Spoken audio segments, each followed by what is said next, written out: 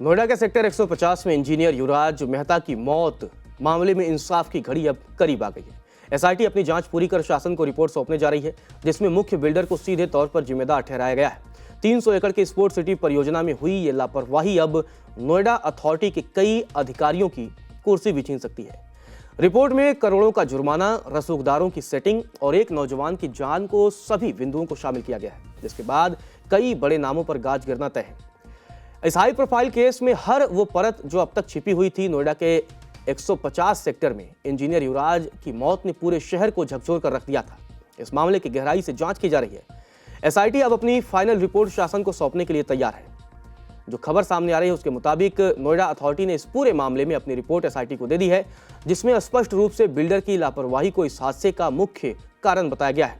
Authority का कहना है कि जिस प्लॉट पर यह हादसा हुआ वह दरअसल एक गहरे गड्ढे में तब्दील हो चुका था और इसके लिए बिल्डर सीधे तौर पर जिम्मेदार है। शासन स्तर पर इस रिपोर्ट के पहुंचते ही नोएडा के कई बड़े अधिकारियों और बिल्डर ग्रुप पर गाज गिरना भी तय माना जा रहा है। नोएडा अथॉरिटी द्वारा सौंपी गई रिपोर्ट के अनुसार स्पोर्ट्स सिटी परियोजना के तहत जिस 300 एकड़ जमीन का आवंटन किया गया था, उसे बिल्डर ने आगे 24 सब लेसी को बेच दिया था। जिस स्थान पर युवराज की जान गई वहां बेसमेंट की खुदाई मुख्य बिल्डर द्वारा ही कराई गई थी। अथॉरिटी ने अपना पल्ला झाड़ते हुए कहा कि बिल्डर ने सुरक्षा मानकों की अनदेखी की और गहरे गड्ढे को असुरक्षित छोड़ दिया। वहीं दूसरी ओर आरोपी बिल्डर ने अथॉरिटी के सामने अपना पक्ष रखते हुए कहा कि उन्होंने इलाके को कवर करने के लिए लोहे के विज्ञापन बैरिकेड्स लगाए थे, लेकिन अथॉरिटी ने ही उन पर जुर्माना लगाकर उन्हें हटवा दिया था। इस मामले में तब एक और नया मोड़ आया जब यह खुलासा हुआ कि साल 2021-22 में नोएडा अथॉरिटी ने घटनास्थल के पास लगे विज्ञापन स्ट्रक्चर्स पर करीब 3 करोड़ रुपए का जुर्माना लगाया था।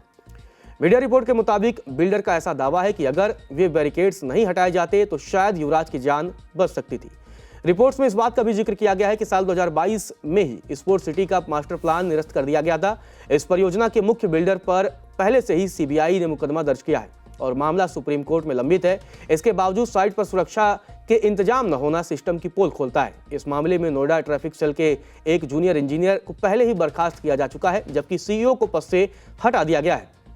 युवराज को बचाने के लिए पानी में उतरने वाले शख्स मुनेंद्र यानी मोनिंदर को लेकर सोशल मीडिया पर एक अलग ही जंग छिड़ी हुई है। पुलिस का कहना है कि घटना के वक्त मुनेंद्र की लोकेशन वहां नहीं थी।